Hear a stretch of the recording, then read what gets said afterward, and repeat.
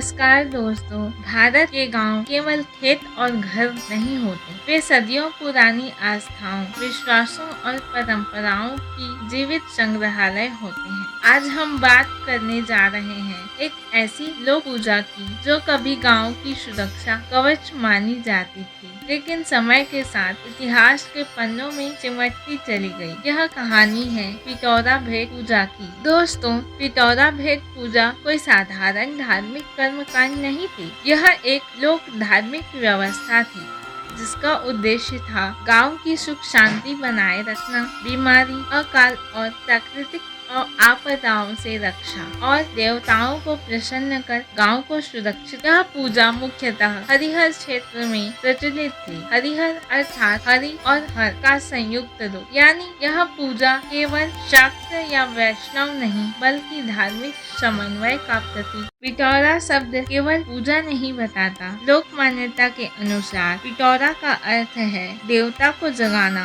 बुलाना या सक्रिय करना। मान्यता थी कि देवता गांव की रक्षा तभी करेंगे जब उन्हें समय समय पर भेंट देकर स्मरण कराया जाए। इस पूजा को ब्राह्मण नहीं बल्कि ओझा, बैगा, गुनिया और सिरहा संपन्न कराते थे। पारंपरिक ये लोग पुरोहित कहलाते थे। पूजा से पहले देव आह्वान होता था। ओझा पर देवता चढ़ते थे, संकेत देखे जाते थे। कंपन, स्वर, दीपक की लौ, बिना देव संकेत के बलि देना अशुभ माना जाता था। पिटौरा भेंट में पूजा में भेंट का अर्थ था बलि, लेकिन यह बलि केवल हिंसा नहीं थी, यह एक सामाजिक अनुबंध था। हम भेंट देंगे, आप हमारी रक्षा करेंगे। बलि हमेशा स्वस्थ पशु की बिना तड़प के एक ही वार में की जाती थी। बलि के बाद मांस को पूरे गांव में बांटा जाता था, जिससे सामूहिकता और समानता बनी रहती। यह पूजा खेती से सीधे जुड़ी थी। फसल बोने से पहले, कटाई के बाद, सूखा, महामारी या पशु मृत्यु के समय पूजा स्थल कभी भव्य मंदिर नहीं होता था, बल्कि पीपल के नीचे, नदी या तालाब किनारे, पहाड़ी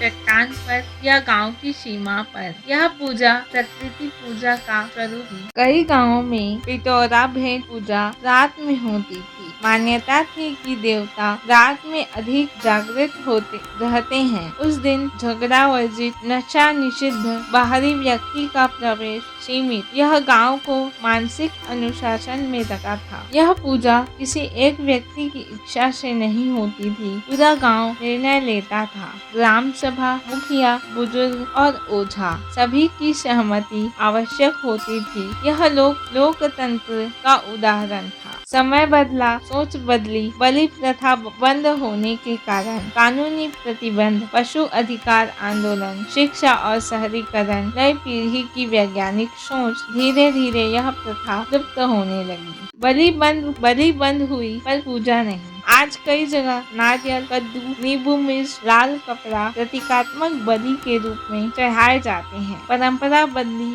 आस्था जीवित रही, क्योंकि यह परंपरा मौखिक थी, कोई लिखी नहीं गई, बोली गई, और जब बोलने वाले चले गए तो इतिहास भी धुंधला हो गया। पिटौरा भेंट पूजा हमें सिखाती है सामूहिकता, प्रकृति से जुड़ाव और लोक आस्था का सम्मान। यह केवल पूजा नहीं बल्कि गांव की आत्मा थी। दोस्तों, पिटौरा भेंट पूजा में बलि भले ही पुरुष करते थे, लेकिन पूजा की आत्मा महिलाएं होती थी। महिलाएं उपवास रखती थी, विशेष लोकगीत गाए जाते थे। देवता को मनाने की पहली पुकार महिलाओं की होती थी। बिना महिलाओं की सहभागिता के यह पूजा अधूरी मानी जाती थी।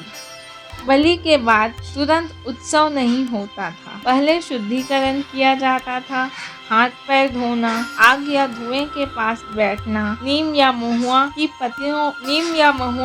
पत्तियों का प्रयोग। इसका उद्देश्य शारीरिक नहीं बल्कि आध्यात्मिक शुद्धता का था। लोक मान्यता थी कि अगर समय पर पिटौरा भेंट न दी जाए तो बीमारी फैल सकी है, पशु मर सके हैं, फसल नष्ट हो सकी है। यही भय इस परंपरा को पीढ़ियों तक जीवित रखे हुए था। आज कई गांवों में नाम बदल गया है, विधि छोटी हो गई है, बलि प्रतीकात्मक हो गई है, लेकिन आस्था अब भी चुपचाप जीवित है। यह लुप्त नहीं हुई, बल्कि रूप बदलकर बची हुई है। इतिहास की दृष्टि से देखें तो पिटौरा भेंट पूजा किसी एक काल की देन नहीं थी। यह परंपरा उस समय विकसित हुई जब लिखित कानून नहीं थे, चिकित्सा सीमित थी और प्रकृति ही सबसे बड़ा सहारा थी। उस दौर में गांव अपनी सुरक्षा, स्वास्थ्य और संतुलन के लिए देवताओं पर निर्भर थे। पिटौरा भेंट पूजा इसी आत्मरक्षा तंत्र का हिस्सा। पिटौरा भेंट पूजा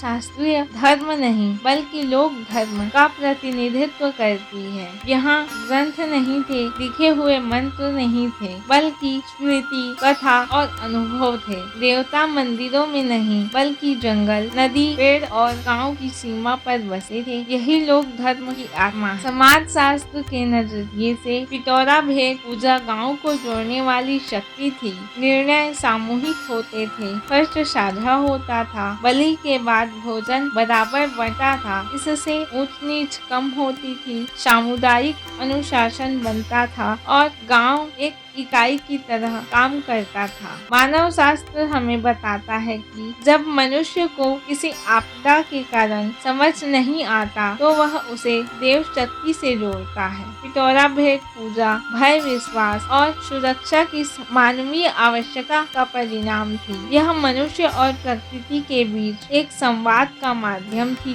धार्मिक रूप से यह पूजा शाक्त बलि परंपरा, वैष्णव अहिंसा और शैव तांत्रिक तत्व का मिश्रण थी। हरिहर क्षेत्र में यह संतुलन स्पष्ट दिखा है। यही कारण है कि यह पूजा कठोर होते हुए भी मर्यादित। पिटौरा भेंट पूजा केवल पूजा नहीं थी, यह एक सांस्कृतिक उत्सव भी थी। लोकगीत, नृत्य, वेशभूषा, सामूहिक भोज, इन सब के माध्यम से संस्कृति पीढ़ी दर पीढ़ी आगे बढ़ती थी। समय के साथ कानून आए, शिक्षा बढ़ी, विज्ञान ने स्थान लिया, बलि प्रथा बंद हुई, लेकिन आस्था समाप्त नहीं हुई। आज वही पूजा प्रतीकात्मक बलि, सांस्कृतिक स्मृति और पहचान के रूप में जीवित है। पिटौरा भेंट पूजा को समझने के लिए हमें केवल धर्म नहीं बल्कि इतिहास, समाज, मानव मन और संस्कृति सबको एक साथ देखना होगा। यह पूजा हमें बताती है कि गांव केवल बसाहट नहीं बल्कि एक जीवित सभ्यता होते हैं। अगर आपको यह वीडियो जानकारी पूर्ण लगा हो तो लाइक करें, शेयर करके इस लोक इतिहास को जीवित रखें और कमेंट में बताएं क्या ऐसी परंपराएं बचाई जानी चाहिए। मिलते हैं अगले वीडियो में। धन्यवाद।